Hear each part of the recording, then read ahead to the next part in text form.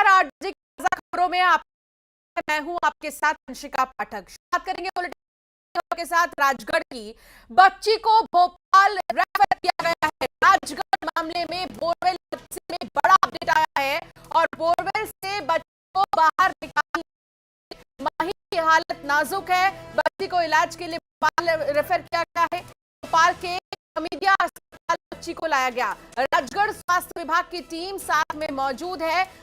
आपको बता रहे हैं 5 साल बच्ची जो बोरवेल में गिर गई थी, अब तमाम दुआ है कि 8 घंटे बाद बच्ची का सफल रेस्क्यू ऑपरेशन किया गया।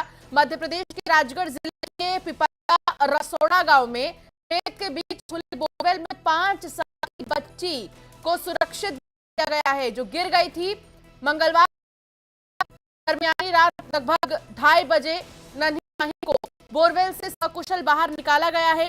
खेत में खेलते वक्त मंगलवार की शाम 5 बजे करीब 5 बजे बताया जा रहा है जब माही खुले गिर गई थी। इस घटना की सूचना मिलते ही राजगढ़ कलेक्टर हर्ष मौके पर पहुंच गए। इसके बाद बच्ची को बाहर निकालने के लिए प्रशासनिक अमला भी पहुंचा। फिर बच्ची को सुरक्षित बाहर रेस्क्यू ऑपरेशन शुरू किया गया, जिसके बाद खुद बनाए हुए थे।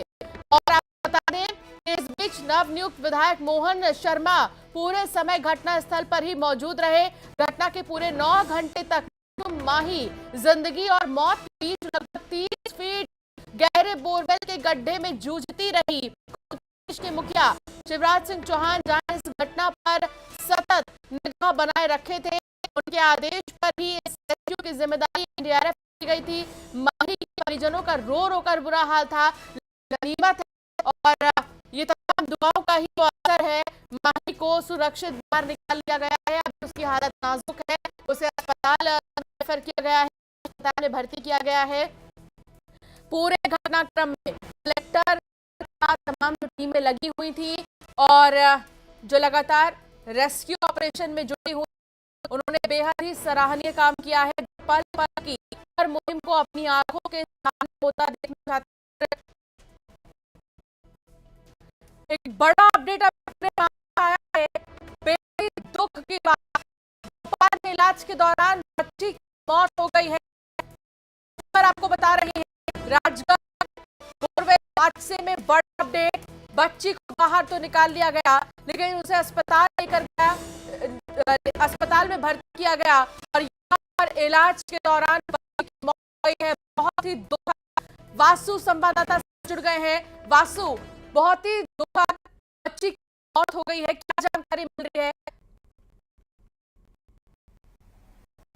बिल्कुल देखिए, मासूम माही को हम नहीं ला सके और एक बार फिर एक मासूम जिंदगी खुली बोरवेल में फंस कर रहे गड्ढे में जिंदगी की जंग जो है वो हारी और घोर लापरवाही का ये नतीजा एक बार फिर से जो है वो सामने आया। कई सारे एग्जाम्पल, लेकिन ना तो प्रशासन ने कोई सबक लिया, ना तो लोगों ने कोई सबक लिया और एक के बाद एक बच्चे के जाने का अपना जो उनके जिंदगी की जंग हारने का जो सिलसिला थमता हुआ नजर नहीं आया। को राजगढ़ कल बोरवेल में गिरी सकुशल उसे बाहर निकाला गया था। 10 घंटे का रेस्क्यू ऑपरेशन और अगर अल सुबह बात की जाए 3:30 बजे माही को बाहर निकालने में जो रेस्क्यू टीम से उन्हें कामयाबी मिल गई थी, लेकिन बच्ची समय तक अंधेरे गड्ढे में रही, इसके चलते उसकी हालत काफी नाजुक हो गई। उसे राजगढ़ से सीधे भोपाल के हमीदिया अस्पताल रेफर किया गया। अंदर का डर या क्या है जिससे बच्ची की मौत हो गई है? डॉक्टर्स की तरफ से क्या कहा अभी, या देरी ज्यादा हो गई थी बाहर निकालने? अंशिका, पूरी ताकत के साथ 3:30 बजे बच्ची को बाहर निकाला गया बोरवेल से और उसके तुरंत बाद बच्ची की हालत को देखते हुए भोपाल के हमीदिया हॉस्पिटल रेफर किया गया, जहां पर डॉक्टर ने उसे इमरजेंसी ट्रीटमेंट देने की कोशिश की, लेकिन इलाज के दौरान बच्ची ने अंतिम सांस ली। बच्ची सर्वाइव नहीं कर सकी और डॉक्टर की तो काफी लंबे समय तक एक अंधेरे में और ऊपर से तमाम सारी जो परेशानियां हैं वो बच्ची कहीं ना कहीं वहां पर सामना कर रही थी, जिसके चलते गले में सूजन आ गई थी। गले में सूजन आने के चलते बच्ची को सांस लेने में खासी दिक्कत का सामना करना पड़ रहा था और उसकी हालत को लगातार बिगड़ती गई, लगातार गड़बड़ होती रही और बच्ची जिसकी उम्र 4 से 5 साल बताई जा रही है, वो इतना ज्यादा जो प्रतिकूल जो परिस्थितियां थी उनका वो सामना और बच्ची ने आखिरकार अपनी अंतिम सांस ली। जो राजगढ़ जिले के सीएमएचओ हैं, अधिकारी हैं, वो भी इस वक्त भोपाल में मौजूद हैं। जो परिजन है वो मौजूद है। बच्ची जाएगा और करने के बाद जो परिजन है उनको बच्ची को सौंप दिया जाएगा। एक बार फिर वही दुखद घटना जो हम नहीं सुनना चाहते थे। हालांकि कल जब बच्ची को बाहर निकाला गया बोरवेल से तो कहीं ना कहीं खुशी की लहर जरूर थी, चाहे में बात की जाए या पूरे मध्य प्रदेश में बात की जाए, क्योंकि जब भी ऐसी घटनाएं होती हैं और खासतौर पर बच्चों के साथ अगर कुछ इस तरीके के हादसे होते हैं तो तमाम जो सेंटिमेंट्स हैं लोग होते हैं, तमाम जो दुआओं का और प्रार्थनाओं का जो दौर है चलता रहता है। लेकिन एक बार फिर वही दुखद खबर सामने आई है कि मासूम बच्ची अपनी जिंदगी की जंग हार गई, उसे बचाया नहीं जा सका। हम लगातार पहले भी अपील हमने अभियान चलाया न्यूज़ 18 मध्य प्रदेश छत्तीसगढ़ के माध्यम से कि शासन प्रशासन इस और ध्यान दे, सख्ती के साथ कार्रवाई करे। जहां पर बोरवेल खुले हुए हैं उन्हें कृपया करके बंद कर दीजिए। लोगों को भी अपनी जो नैतिक जिम्मेदारी है वो समझनी चाहिए। एक नहीं अनेक इस तरह के हादसे हो चुके हैं, इस तरीके के हादसों की संख्या बहुत ज्यादा है। और अगर अब कोई बड़ा कदम नहीं उठाया गया, अगर अब भी लोग जागरूक नहीं हुए तो हम लोग ऐसे ही अपने कई ननिहालों को, मासूमों को खोते रहेंगे। ये सिलसिला कभी नहीं थमता। तो इस तरीके की जो घटनाएं लगातार हो रही हैं इनसे सीख लेने की बहुत जरूरत है। वही कोई पहला एग्जाम नहीं है, इसके पहले भी कई मासूम बच्चे इस तरीके की काले अंधेरे गड्ढों का, लोगों की लापरवाही का, प्रशासन की लापरवाही का शिकार हो चुके हैं। अपने ही नाना नानी के घर जो बच्ची खेलने गई थी, जो बच्ची वहां पर एंजॉय करने गई थी, घूमने गई थी, उसे क्या पता था कि उसके ऊपर क्या कुछ बीतने वाला है। तो देखिए, एक छोटी सी लापरवाही किसी की जिंदगी पर किस तरह से बनाती है, किस तरह से पूरा शासन प्रशासन का आया रहता है और करनी पड़ती है। हर जिला स्तर, हर स्तर पर इस तरीके की जाए कि जो सरपंच है, जो सचिव, जो भी अधिकारी हैं, वो लोग अगर अपने इलाके में रेकी करें, लोगों को लगातार फीडबैक लेके खुला तो नहीं है, तो बहुत सारे इस तरीके के जो गड्ढे बहुत आसानी से, बहुत कम लागत में, बहुत अच्छे से जिन्हें ढका कवर किया जा सकता है, उसमें हादसा भी होगा। लेकिन लापरवाही खेतों में दरअसल ये भी जानकारी मिल रही वासु की वो खेत में खेल रही थी और इतना ज्यादा गहरा गड्ढा खेत में कैसे बनाया गया। और यहाँ पर वो, हालांकि बच्चों की इम्यूनिटी भी थोड़ी होती है, वो डर भी जाते हैं, ऑक्सीजन की भी कमी हम कह सकते हैं कि उसकी इम्यूनिटी कम हो गई होगी, इसलिए भी वो नहीं झेल पाई इस चीज को के बाद।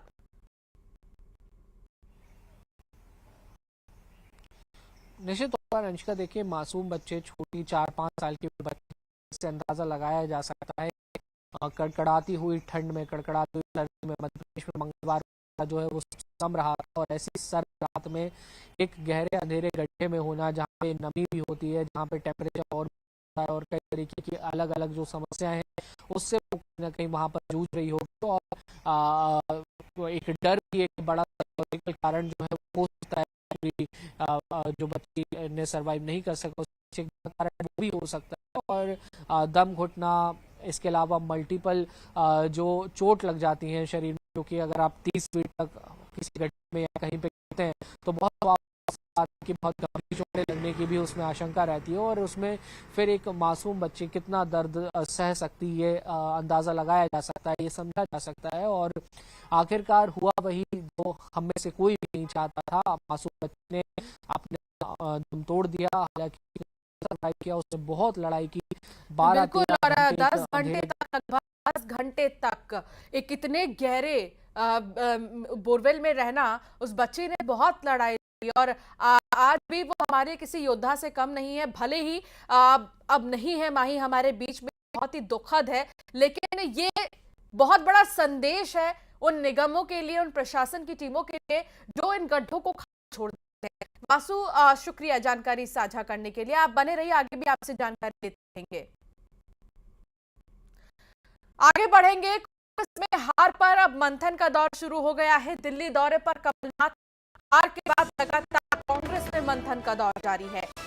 चीफ कमलनाथ दिल्ली के दौरे पर हैं और आज दिल्ली में आलाकमान के साथ वो मुलाकात कर सकते हैं। कांग्रेस राष्ट्रीय अध्यक्ष मल्लिकार्जुन खड़गे से मुलाकात करेंगे, प्रत्याशियों से मिलेंगे फीडबैक और शीर्ष नेतृत्व तक कमलनाथ इन फीडबैक को पहुंचाएंगे। तो बड़ी बात यह कि अब हार को लेकर मंथन का दौर शुरू हो गया है। जो हार कांग्रेस को मध्य प्रदेश में मिली, उसके बाद से ही मंथन और चिंतन का दौर शुरू है, जिसके बाद कमलनाथ दिल्ली आएंगे और यहाँ राजधानी में वो आलाकमान देंगे और साथ ही फीडबैक भी देंगे कि आखिर क्या वजह रही है जो चुनाव मध्य प्रदेश में कांग्रेस पार्टी हार गई है।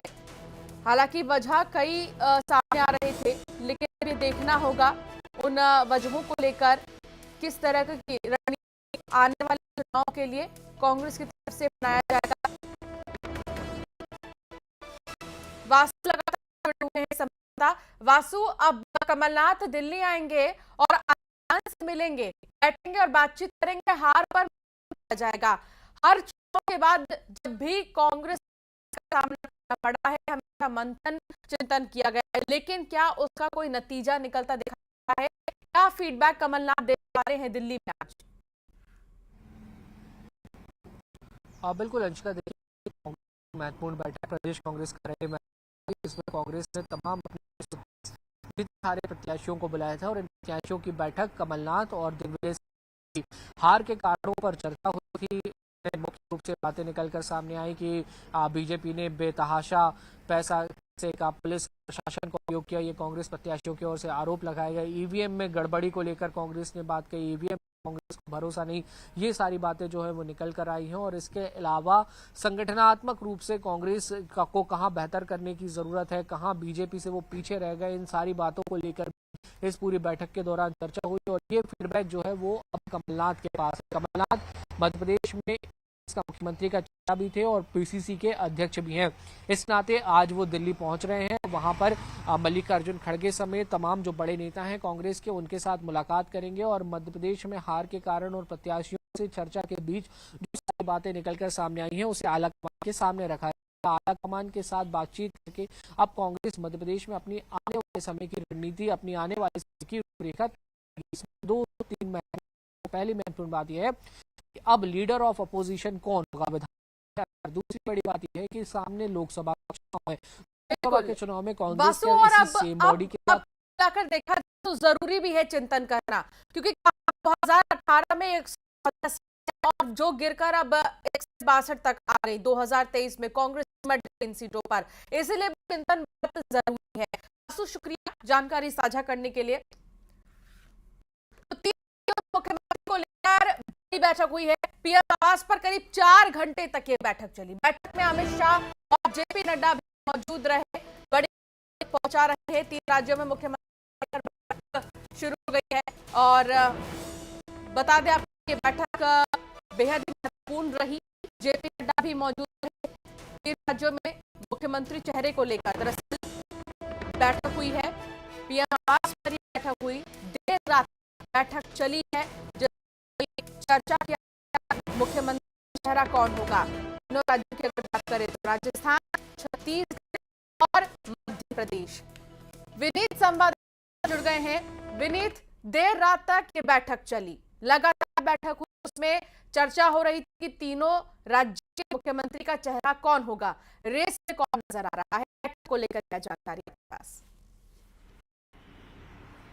जी निश्चित तौर पर मैं आपको बताना चाहूंगा कि जैसा कि हमने देखा कि जीत के बाद लगातार बीजेपी की जो शीर्ष नेतृत्व है, चाहे जेपी नड्डा की बात करें या फिर गृह मंत्री अमित शाह की बात करें, वो लगातार वहां के नेताओं के साथ मुलाकात कर रहे थे। जैसा कि हमने देखा बीडी शर्मा की जो है वो जेपी नड्डा ने मुलाकात की, केंद्रीय गृह मंत्री अमित शाह, और उनसे लगातार जो है वो फीडबैक लिया। इसके साथ ही साथ अगर हम छत्तीसगढ़ के बारे में बात करें तो वहां पर भी ओम के साथ जो है वो या फिर मनसुख मांडविया के साथ जो है गृह मंत्री अमित शाह और जेपी नड्डा है उनकी मुलाकात जो है हुई है।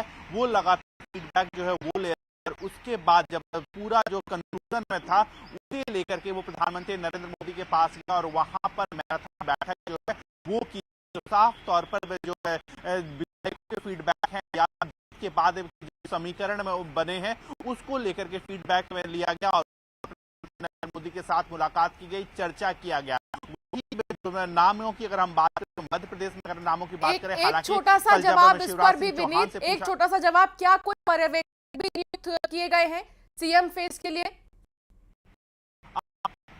जी अभी तक में तो पर्यवेक्षक नियुक्त नहीं किए गए हैं, लेकिन अब जल्द ही बीजेपी जो है वो उसकी नियुक्ति करेगी और उसके बाद विधायक दल की जब बैठक होगी तब वहां पर्यवेक्षक जो है वो जाएंगे और उनके जो विधायक दल की बैठक होगी उसमें फैसला किया जाएगा कि आखिरकार मुख्यमंत्री कौन होगा। तो पर्यवेक्षकों की नियुक्ति है वो अब जल्द से जल्द कर, कि हमारे बीजेपी के नेता बात हो रही थी, उनका साफ तौर पे कहना था कि अब जल्दी ही पर्यवेक्षक की जाएगी। पर्यवेक्षकों की नियुक्ति के बाद विधायक दल की बैठक होगी जिसमें नेता चुना जाएगा, या फिर यह हो सकता है कि जो विधायक दल है वो केंद्रीय नेतृत्व को ही कह दे कि वो को नेतृत्व जल्द से जल्द पर्यवेक्षक होगा कि क्या विधायक दल की जब मीटिंग होगी, बैठक होगी, उसमें चुना जाएगा या फिर केंद्र पर पूरा ऐसा विधायक छोड़ेंगे। शुक्रिया विनीत जानकारी साझा करने के लिए। चलिए आगे बढ़ेंगे और एक डालेंगे खबरों